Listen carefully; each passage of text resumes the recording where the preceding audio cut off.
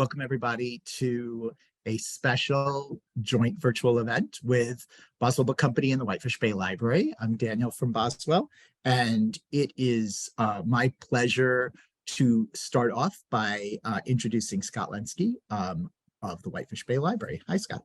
Hi, everyone. My name is Scott Lenski. I'm the head of adult services here at Whitefish Bay Public Library. Thank you to Daniel and Claudia for allowing us to be a part of this event. We're very excited. A couple quick things. First, I just wanted to mention we have our summer reading program that starts on Monday, June 12th. And I'm sure you remember as kids, you used to read and get, some cool prizes. Well, we still do that, and we do it for adults. And we do it online, so you don't even have to come into the library, but we love to see your smiling faces. So thank you so much for having us. Thank you so much for being part of this. We're looking forward to the August event, which is at the Whitefish Bay Library. Today is 5,180 days of Boswell being in business.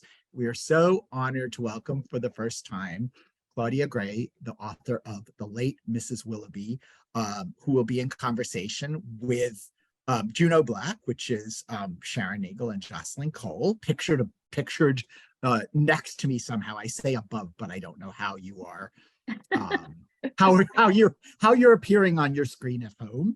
I feel like Mrs. Brady on the yeah. The book is the second in the this series, and it's gotten wonderful reviews, including this from Juneau Black.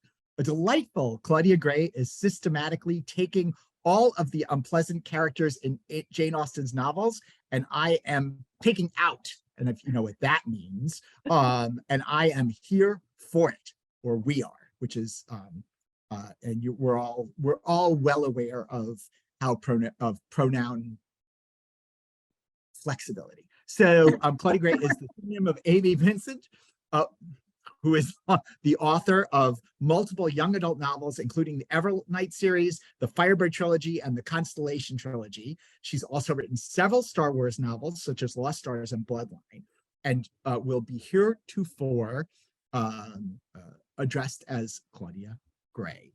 Juneau Black is the pseudonym of Jocelyn Cole and Sharon Nagel, who will hereby collectively be referred to as Juneau Black. And I should also mention one other event. We're so looking forward to November 7th, when the next Juneau Black book comes out. And so keep an eye out for Twilight Falls. With that, I give you Claudia Gray and Juneau Black. Wow, okay. Well, welcome, Ms. Claudia. Thank you so much for joining us. Thank you, guys. I'd like to kick things off with a long-winded story about me. So several years ago, like 2009, 2010, my book club was reading Pride and Prejudice and Zombies. And I was horrified that such a book existed and was not going to read it just on general principle. And then I decided to read it, and thrilled to find out that zombies had overrun England, and that the Bennett sisters were using crossbows to defend their country against the zombie apocalypse. And the point here is that Mr. Wickham, I don't remember exactly what happened to him, but something dreadful happened to him. So he got his comeuppance. And I was so happy that that was a thing. I felt that Jane Austen herself would have approved of that, which brings us to you. And this delightful series that you have started with The Murder of Mr. Wickham, and then The Late Mrs. Willoughby, which we are here to talk about late. So my first question, and this I give credit to my colleague Emma, who came up with this, and I thought it was very interesting. So why The Murder of Mr. Wickham relies almost entirely on characters from the Jane Austen stories, The Late Mrs. Willoughby brings in some original characters that you invented. What was your motivation for creating new characters, and how did you go about deciding when to create a new character versus using an existing character from the Austen novels? A lot of the impetus behind bringing in the original characters in The Late Mrs. Willoughby, which is of course set mostly in the world of Sense and Sensibility, was the reason that Jonathan goes to Devonshire to begin with. Once I decided that Willoughby would have been one of the older boys that he had known at school, but they hadn't really gotten along, it then becomes completely implausible that Willoughby would just invite him to come. But a few guys, you know, then including the heir to Pemberley, even if they're not actually that close, that becomes something that I thought would be done, you know, as part of a larger party, sure. So that brings in Lawrence Follett and Rafe Bamber, but and it helped also, they are new people to that setting as well. So as the readers are getting to know them, so are the characters that they've already met, for the most part, getting to know them, everybody except, you know, Jonathan and Willoughby. So yeah, it was about supporting Jonathan's journey into the village of Barton. Great, thank you. And let's see. So I think Jocelyn, are you? Yeah, getting more into the setting of the novel. I write Regency romance myself under a different pen name. So I really appreciated the depth of the Regency-ness of the setting, and the fact that you really do employ like the very strict rules and expectations of that particular society. That is one of the things that we love so much about the original Jane Austen novels, is that we get to see that as modern people. So I loved that you did that, not only in terms of like how the plot was actually working and like certain, don't want to give anything away, but like there's certain turns in the plot that are very dependent on the characters and thus the reader being aware of certain rules, for like social rules. So I think that it gave the story a really authentic feel, while still being different than, you know, just the OG Jane Austen. So one of my questions is, were you always a fan of Jane Austen and this sort of arose naturally, or did you have to do a lot of research into the world beyond just reading the novels in order to get all of those little things? And did you run into any issues while you were trying to reconcile your murder plot and, you know, historical reality and what you could weave in or had to leave out, which is a lot of questions. No, I get you. I've both always, or at least for a very long time, been a Jane Austen fan, and I had to do a lot of research because you don't think about certain details until you need them. And that was everything from sort of, you know, what kind of carriage exactly. I know a barouche is very smart, but that doesn't necessarily tell me what this other character may have to drive, something like this. You know a lot of the rules as set out by Jane Austen, but it's interesting because there are a few things that are discrepancies sort of from the way that Jane Austen presents it. Sometimes the reality of the Regency era was a little less formal. She's writing an ideal sort of in some ways. For instance, any of the young men, the suitors, they get called Mr. Darcy, Mr. Bingley. They are known by their last names. First names are not thrown out there, and nobody says them. With the weird exception of Frank Churchill from Emma, still not sure what's up with him. And he doesn't get called Frank either. He gets called Frank Churchill. Frank Churchill every time. I don't know why, but anyway, so last names, and you have the idea that, of course, a young woman would only refer to a young man outside of her family by his last name. But if you look at Jane Austen's letters, she talks all the time about, oh, Tom was here, and this, that. First names were employed. It was just maybe not considered quite as genteel. I mean, I guess the term code switching is very modern, but there was probably some of this, and this is all written in the code where everybody is absolutely obeying the rules exactly the way they were supposed to be understood. Whereas in reality, things might have been a little bit more flexible than that, or at any rate, at least things were looked at in a much more, you know, situation by situation. It might be, you know, when it was improper for a young man and woman to be alone together, you know, it's some places would say like, no, there should always be a servant in the room. And it's like, that's not even the case in Jane Austen all the time, out walking with somebody, there are real strong disagreements of opinion, whether when Elizabeth runs into Colonel Fitzwilliam in Pride and Prejudice and they're walking around, is that a faux pas or not? We know that Marianne's behavior with Willoughby is shaky in Sense and Sensibility, and yet at the same time, it makes people talk, but it doesn't actually ruin her or turn her into a social outcast. It's unfortunate, and people sort of cluck their tongues, but she is still able to continue onward in her life despite having gone to his house alone with him, So you try to parse that out, like, okay, what feels realistic? And there are a couple moments where the sleuths, Jonathan and Juliet, are like, oh, well, this is okay because X, you see them kind of finding their way with it and exactly how that would work.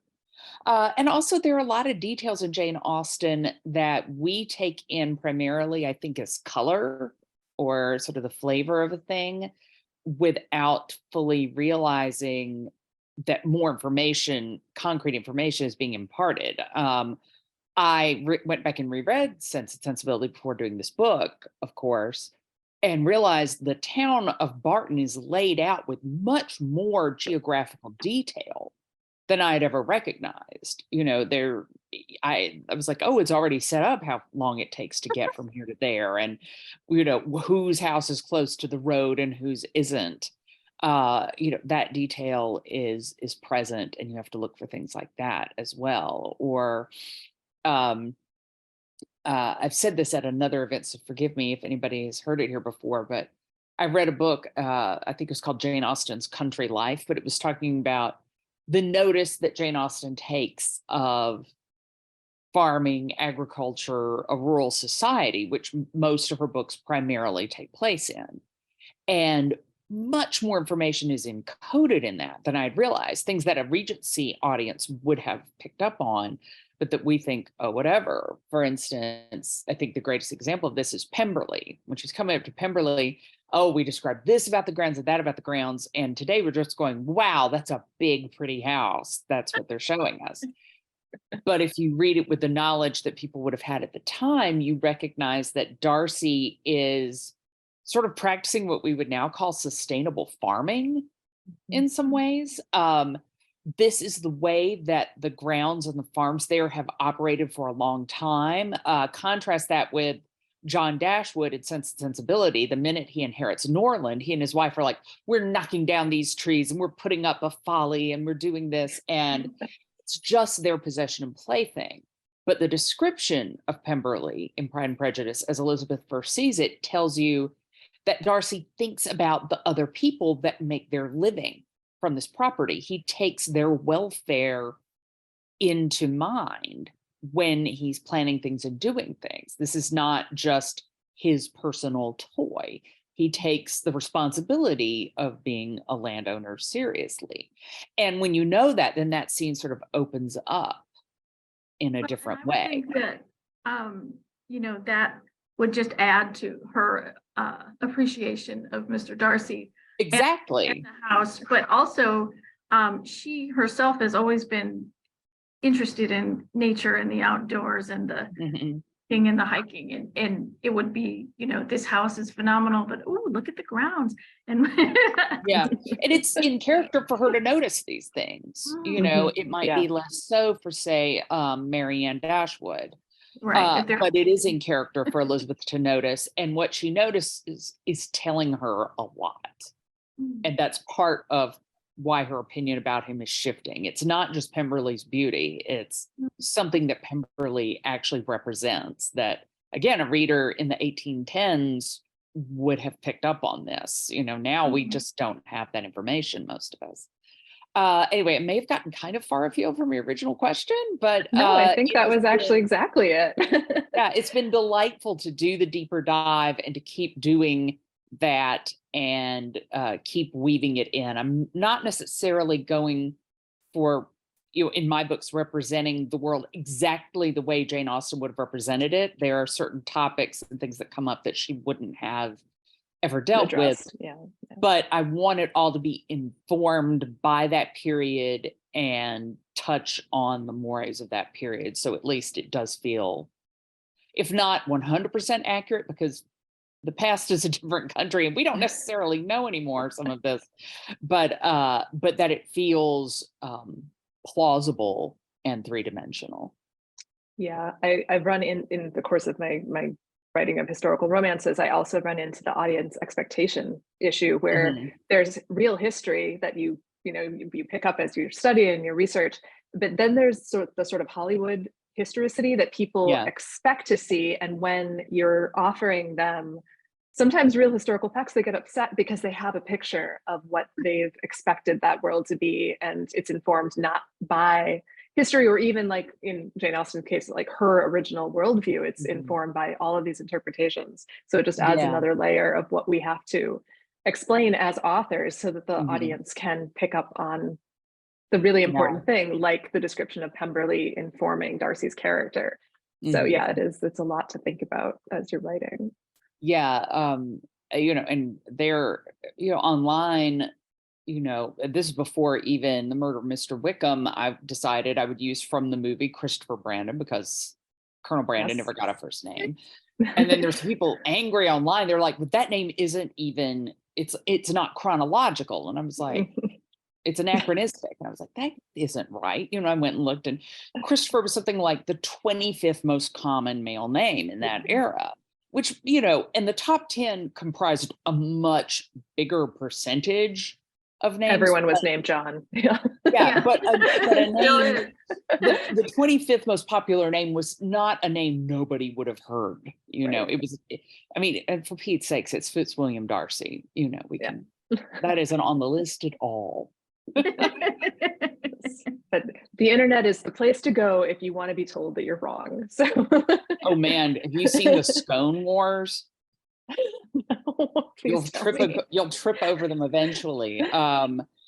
Scones had not become as popular or as regular a thing until sort of well into the Victorian era. But when they first appeared, were they around in the Regency era or not? That fight on the internet draws blood. People mean business. They exist in this Regency world. I figure they'd be around a little bit before they became a thing, but yeah, people feel really strongly about it. I feel strongly about scones, but it's about having them. Right. Yeah. Well, and I grew up with a friend from New Zealand, and she always said scone. Instead of scone. She pronounced it, and I went into some bakery, years later, and I was like, "Oh, yeah, scones," and she looked at me and she's like, "Yeah, it's pronounced scone," and I was like, "Okay, yeah." That's sidebar. So, Jocelyn, are you feeling comfortable with your answers? And I am, but I did just have one thought, which is knowing some of your other, Claudia, some of your other work, the Scone Wars could be the perfect crossover event between your historical mysteries and the Star Wars world. Just putting that out there, you can have that. The closest I ever came to that, actually, a few years ago, right before the pandemic, I was at Disneyland, and we were at Galaxy's Edge, Batuu, the Star Wars land in it. And it was very warm. And I remember saying we had a guide, and to the guide, I said something like, "God, I could really go for some ice cream." And she's like, "Oh, well, it wouldn't be here. There's no ice cream in Star Wars." And I was like, there is now. There is a frozen sweet dessert now in Star Wars. Error. Yeah. So I was like, I can fix that. Merchandising will find a way. Yes. Yeah, that's not like Disney to miss an opportunity. Yeah, they usually do not miss a trick. But that one they had not gotten. So, you've written historical mysteries, young adult science fiction, novels in the world famous Star Wars franchise, and series with paranormal and magical elements. Why all the different kind of series, and what draws you to a certain idea enough to make a whole series of books? To me, all of that seems to fit together in a way. And I truly do believe that historical fiction fans and fantasy sci-fi fans, that Venn diagram overlaps considerably. I do a lot of Comic-Cons because of the Star Wars books, and there are always people there selling fans and corsets and, leather gloves and period things. A lot of people are interested in what isn't the here and now. And you touched on this some, the rules of a society, not our own, one where they're a little bit more concrete. A lot of people, including me, including you guys, like that in fiction because it's a little bit more orderly than our current society, which, while very free and would not change for anything, sometimes can just leave you going, well, what am I supposed to do? What did that mean? I wouldn't want to go back to Regency rules about dating or marriage or anything for any amount of money. And yet there is something refreshing about the idea of, like, he's asked me to dance 3 times. He's serious. Yeah. Everybody knows it. It's appealing to us. And obviously in fiction, it works very well because it gives you something to press against. So I was always interested in all such things. And I'd always been a big fan of mysteries as well, and was getting more and more into that over the last decade. And so, when I had the idea for this, I just thought, originally I even thought I might write it as fanfic. I just thought, this would be so fun to do. And then I decided, okay, all right, I'll actually try and do it as a book. And luckily, people have enjoyed it. The series will have at least 4 books that we know of so far. I've just finished edits on the 3rd one, which I think we're announcing in the winter, but I'm super excited about and think you guys will enjoy. I'm sure. Great news, because I'm sure they're as much fun to write as They are super fun to write, although, wow, like, as a longtime Agatha Christie fan, I would not have thought my opinion of her could get higher. And then I started trying to plant clues. Hard. Hard. I know. She's like some transdimensional mage. She's able to just effortlessly all the time. It feels so smooth. And then I'm like, when we're putting it in, it's like, is this really obvious and terrible? And everyone's going to just be like, this is the worst mystery ever. And then sometimes it's really obvious and terrible. Yeah. Yeah, I always feel like it's a 1950s like roadside motel neon sign with an arrow pointing. Red herring. Yes. Yes, exactly. There's so many red. Quick interjection, actually. I know that you've written primarily young adult or for younger-ish readers, and am I right that this is your first like full-on like for grown-ups marketed to an explicitly grown-up audience? It's my first non-Star Wars book. Okay. Yes, Star Wars books. At least some of them are aimed at adult audience, but right, but within the Star Wars franchise. Yes, but yes, this is my first. And did you run into any issues pitching that as like no, a little bit different? They were just so excited because it's such an awesome idea. It is I mean, the idea was coming out as its own thing, and also, I mean, this is something worth noting. Many of Jane Austen's novels might today get classed as YA. They are about young people having their first experiences of independence, making their first decisions of consequence for themselves, falling in love for the first time, leaving home, the classic coming of age experiences, and really wearing awesome dresses. It's very YA. Exactly.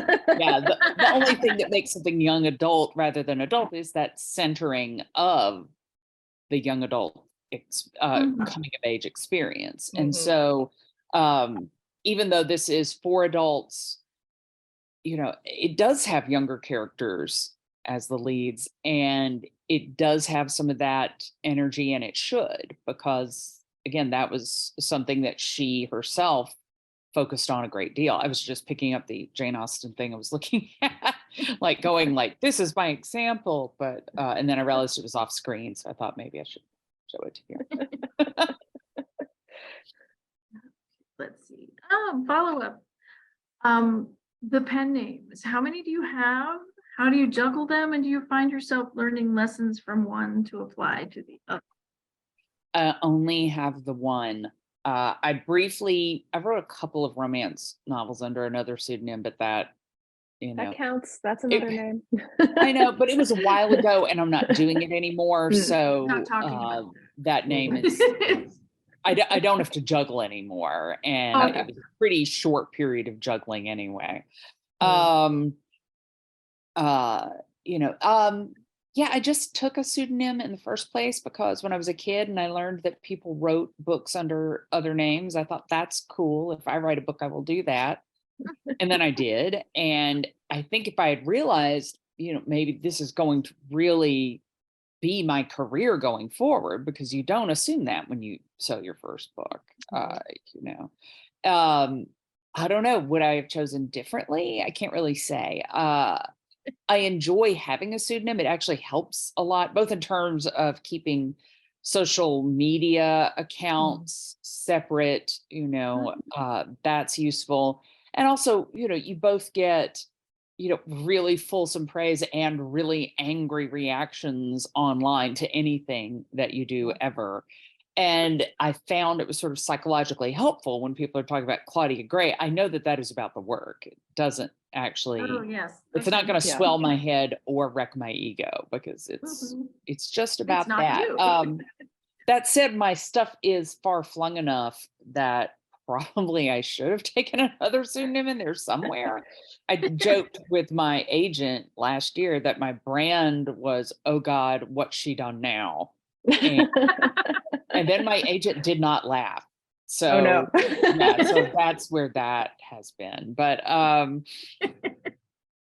it's where I am and it's what I'm doing. And I just have to try and muddle through with it. So far, so good.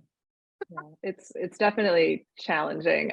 With Sharon, I'm Juneau Black. I also write, and before we did the Juneau Black books, I was also publishing romance as Elizabeth Cole.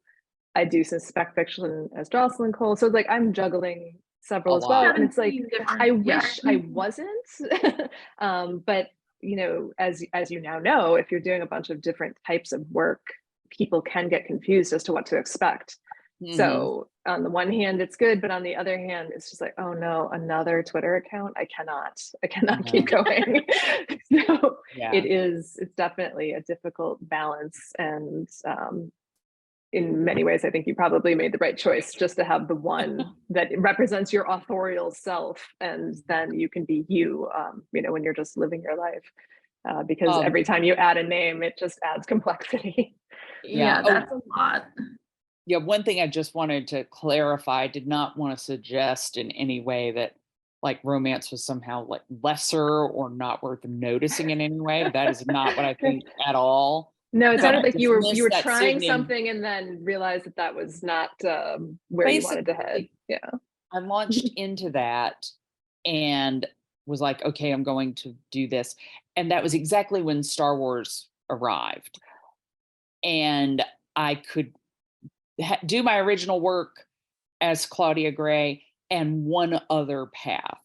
Yeah. And I went with the Star Wars path, which, I don't know if it was the right call or not, but it certainly allowed me to like raise my visibility, and Comic-Cons let me travel around a lot.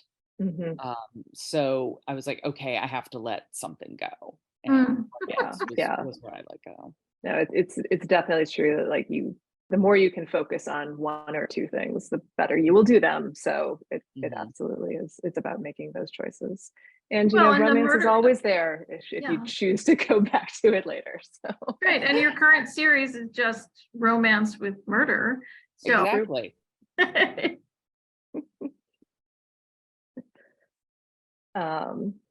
Yeah, so actually, kind of going off that discussion, the multiple genres, I'm curious to know how you approach your actual like writing process, like your day-to-day, get the words on the page kind of process for the different types of work that you do, because I'm assuming that you have to kind of multitask where, depending on your deadlines and what commitments you have, you might be researching some Regency facts here, and then you need to work on a Star Wars book here. So how do you handle that as like an actual, like on a writing craft level? Like what do your days look like? It depends a lot, honestly. I mean, I think everybody's putting in slightly longer hours as you get closer to deadline, no matter how disciplined you've been with your progress. That's the way it always goes.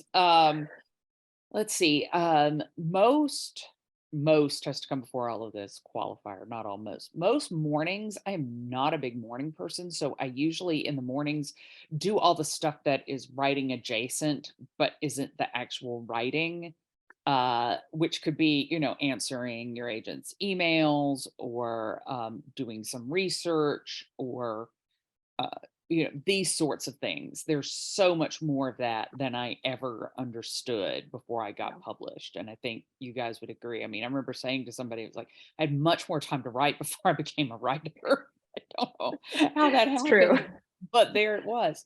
So I try to do those things and clear that away, you know, until my brain sort of comes online around 11 a.m. Oh, all right, here we are. And then I tend to write through the afternoons. Usually I'm trying to only write, like be in one single stage of work on one kind of a book at a time. Like I'd like to be writing one thing, maybe I'm editing another, maybe I'm outlining another, like those three things I can balance. But, you know, if two things are coming due near the same time or something like that, that gets a little bit hairier. And that is one of the things about doing work for hire, which, you know, I've been happy doing it, but sometimes the publication dates move for reasons that have nothing to do with you or even with publishing. It's like, oh, this movie got bumped, ergo, you know, now this book comes out, etc. So they can overlap. But you know, I have an office here in my house that I love and curl up in with my little dog. She likes to get up on the back of the sofa and look out the window. And, you know, if other dogs walk past, she objects strenuously. How dare they? Their rude, you know, insistence on existing in the same plane as Peaches. You know, may Okay, go we out must for know coffee. what kind of dog you have, and her name is. Oh, yes, important Yeah. information. She is at least part Lhasa Apso. She might be all Lhasa Apso. We don't know. We got her. We thought we were like getting a dog from the shelter so late in the pandemic when we got her in May 2020. We're like, wow, lockdown must be almost over. Oh, We got her. we were all young then. Yeah, we were innocent once upon a time. But so we've never like done her DNA or anything. You know, she's part Lhasa Apso because of her size. And also Lhasa Apsos, they have the two dark fur marks and then the white beard. And she has that very strongly. So she could be a purebred. She could be a mix with something. We don't know, but she's great. But anyway, so every once in a while I'll go to a coffee house to work either on my own or with friends. My husband is a music teacher, so you never know when there may be a jam session going on in the other office. So with those, I'll move on and go. I'm a big outliner. I need to know.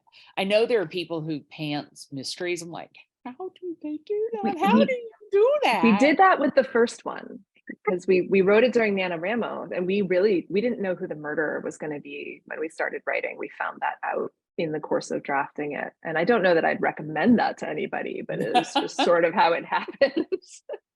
Well, we're a mix of both things. So I'm a pantser plotter, but I fully admit to that it's so much easier to write when you have an outline. I admit this, but I don't want to be the one you resist. Yeah.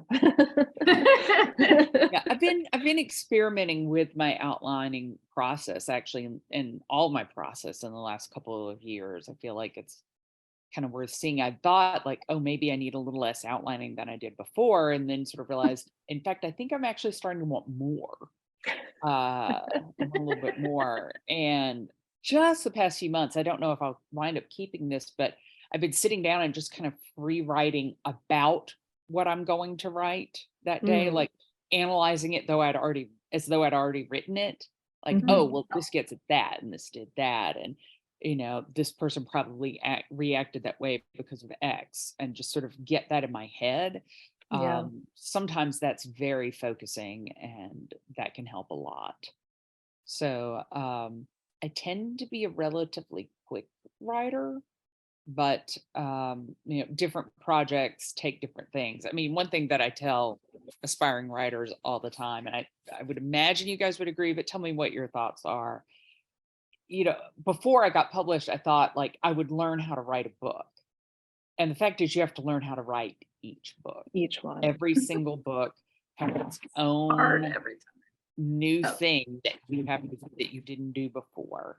You keep on having to add tools to the toolbox, and you have more and more and more tools, but then you see like more things that, oh, like I can actually do this, I could do that. Yeah. You just have to keep figuring it out, each one as it goes. Every single book has its own challenges, and there are some that are really great and easy and fun, and there are some that are like pulling teeth and everything in between.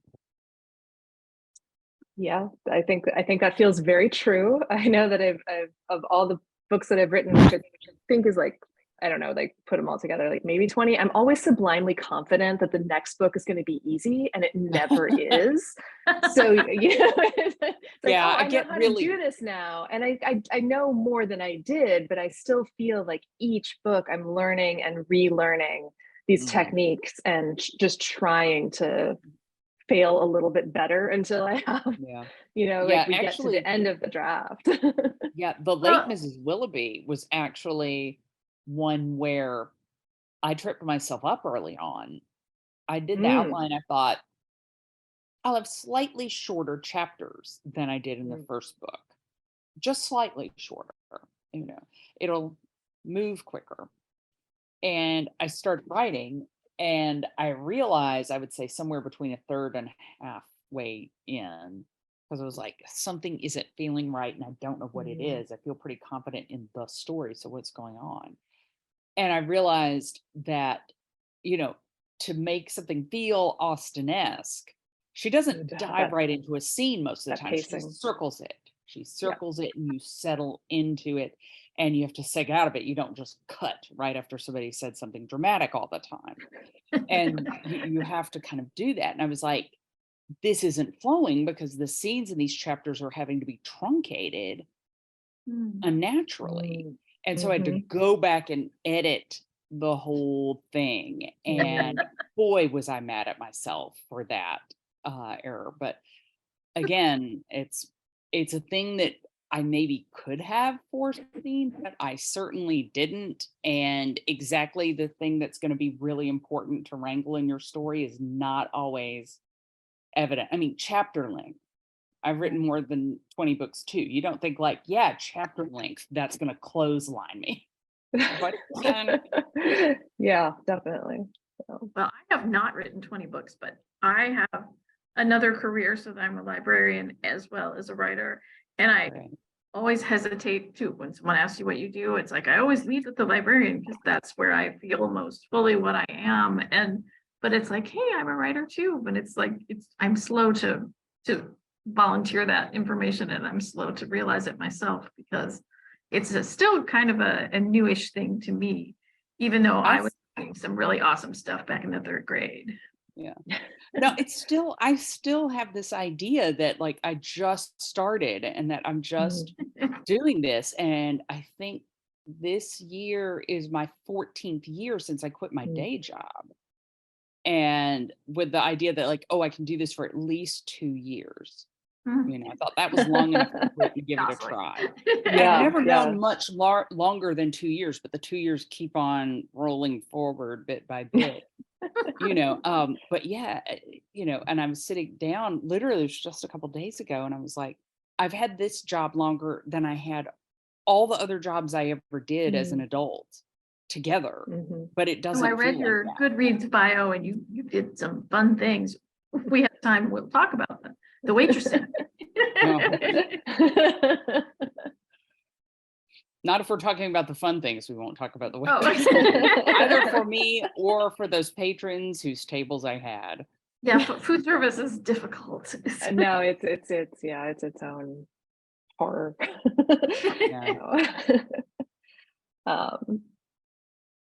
So but it sounds like you did learn a little about not just the chapter length, but that you are progressing, so this is going to lead right into my next my little follow-up, which is, and you hinted at this already, or actually just kind of more than hinted, but can you tease us at all with like which Jane Austen novels will be appearing or referenced in the next book, and when might you expect to be able to read that? I don't think I can say which book it's going to be. Not that many, yet. I know. I will say my very strong hope is that I'll be able to continue this series long enough to revisit everybody. That'd be rad. That would be the dream. I would really love to do that. Yeah. I can say that it'll be out, I think, around May of next year. That seems to be, the May releases seem to be going really well.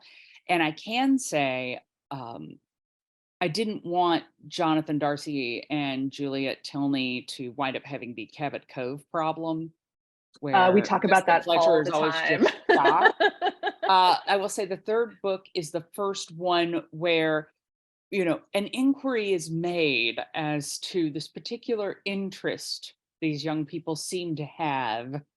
They are actually being sought for. Oh wow! Because you've got to wonder why Juliet's parents let her go anywhere.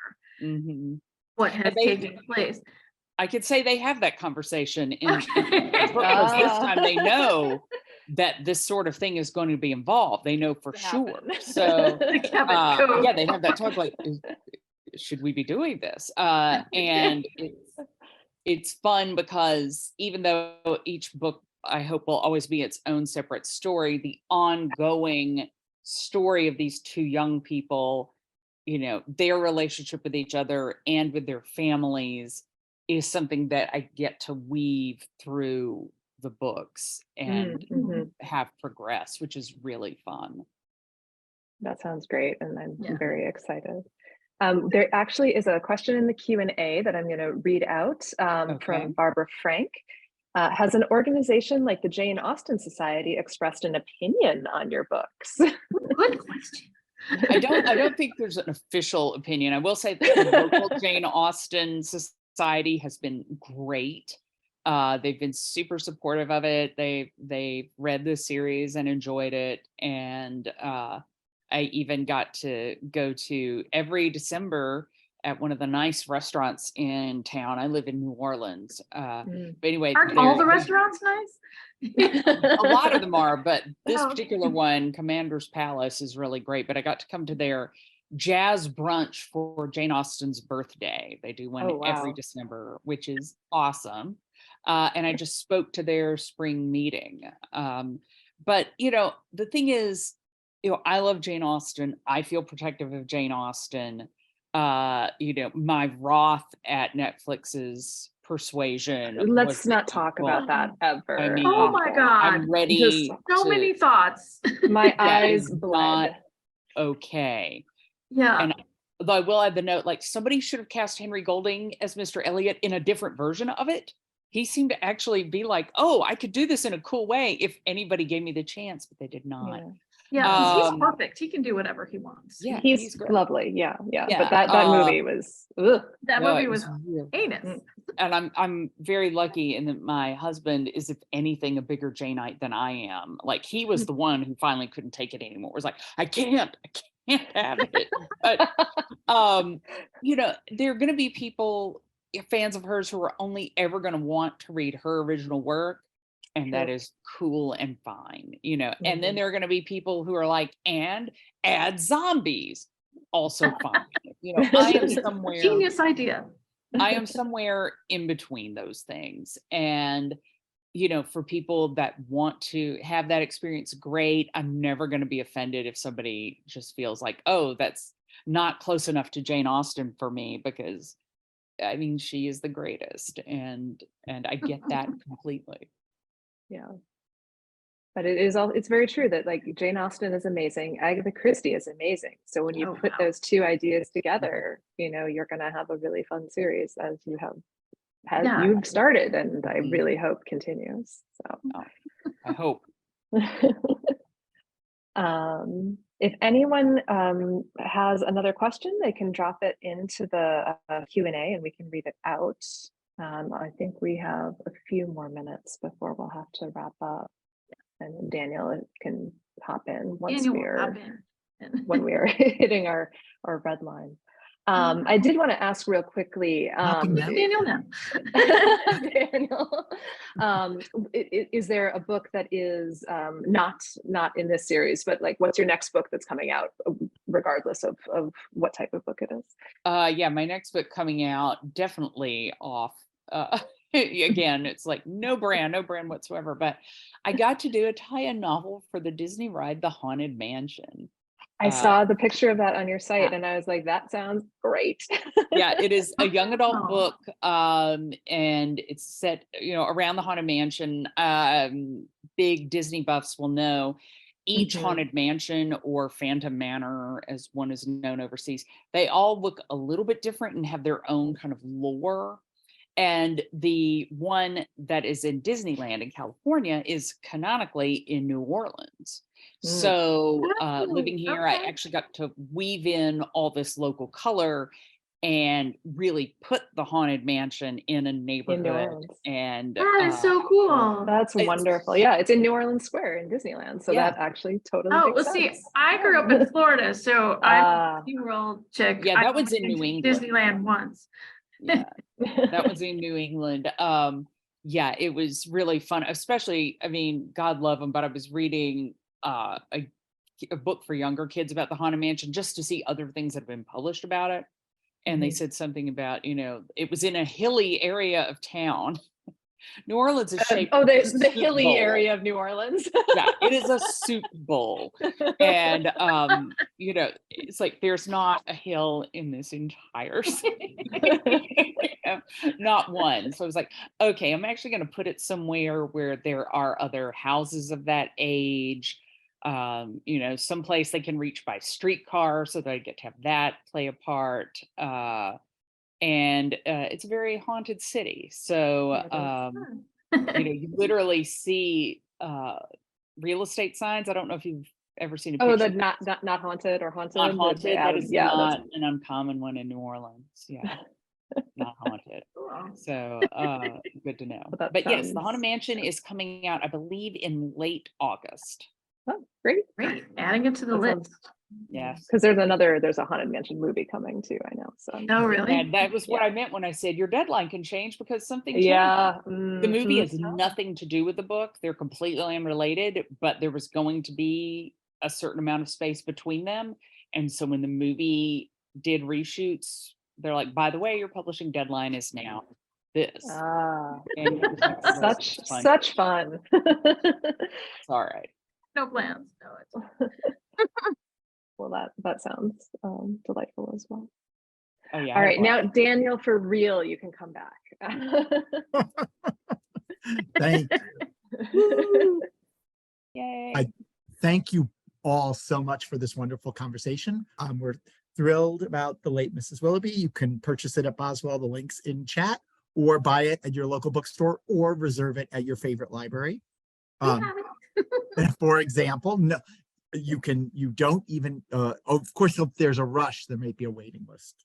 So thank you so much for a wonderful conversation. Looking forward to the Haunted Mansion book, looking forward to the next Shady Hollow book. Whatever happens, thank you for your support and hope to see you at another event too.